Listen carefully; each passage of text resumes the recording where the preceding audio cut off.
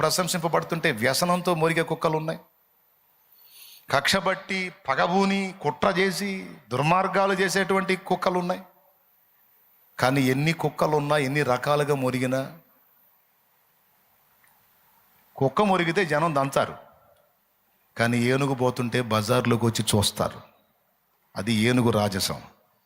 అరే ఏనుగు పోతుందంట అని జనం మొత్తం పరిగెత్తుకుంటూ వచ్చి ఇళ్లలోంచి వచ్చి డాబాల మీదకి ఎక్కి వామ్మో ఎంత ఉంది ఏనుగు అమ్మో అనుకుంటా చూస్తారు. కుక్క బాగుంది అనుకో, అమ్మో కుక్క మరుగుతుంది, ఎవడు నొత్తాడా? రాయి ఉంటే అందుబాటు, రాయి తీసుకొని లాగి కొడతాడు, పెటామని కొడతాడు. అప్పటిదాకా బాగున్నది రాయి తగల కొయ్యి కొయ్యి కొయ్యి అనుకుంటా పోయేది అన్నమాట. అదే దాని బతుకు. మరొకటం తన్నులు తింటాడు దాని బతుకు. కానీ ఏనుగు పోతుంటే అది బజారుకే కళ, గంభీర్యం. దాన్ని చూడటానికి వచ్చి క్యూ కడతారు. ఏదైనా ఛాన్స్ ఉంటే టచ్ చేయనిచ్చిద్దా అని చూస్తారు. కుక్క జోలికి కూడా పోతాడా? కరిస్తే పిచ్చెక్కిద్దిరా బాబు, ఎందుకు వచ్చిన గొడవ అనుకుంటాడు.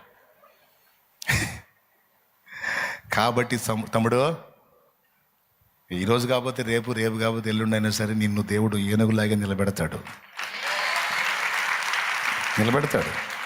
మా నిలబెడతాడురా, రాజసంగానే నిలబెడతాడు. నిన్ను తలగా నియమిస్తాడు కానీ తోకగా నియమించు నా దేవుడు. అప్పుడైనా లేకపోతే ఇప్పుడైనా నిన్ను మురిగే కుక్కలు ఎప్పుడు కొన్ని ఉంటాయి. అస్సలు పట్టించుకోద్దు ఆ కుక్కల్ని. పట్టించుకున్నావా నీ హోదా దిగజారిపోయిద్ది. అది ఏనుగంతటిది కుక్కకు తిరిగిందంటే కుక్క గొప్పదైపోయిద్ది. అది కుక్క ఎంత గొప్పదిరా, అంతలా ఏనుగు నిలేసింది అని జనం అంతా ఏనుగుకెళ్ళి కాదు కుక్కకెళ్ళి చూస్తారు. అర్థమైందా? కుక్కను పట్టించుకోపోతేనే ఏనుగు రాజసం. కొన్ని కుక్కలకు అర్థమైంది ఈ విషయం. దేవునికి స్తోత్రం కలుగును గాక.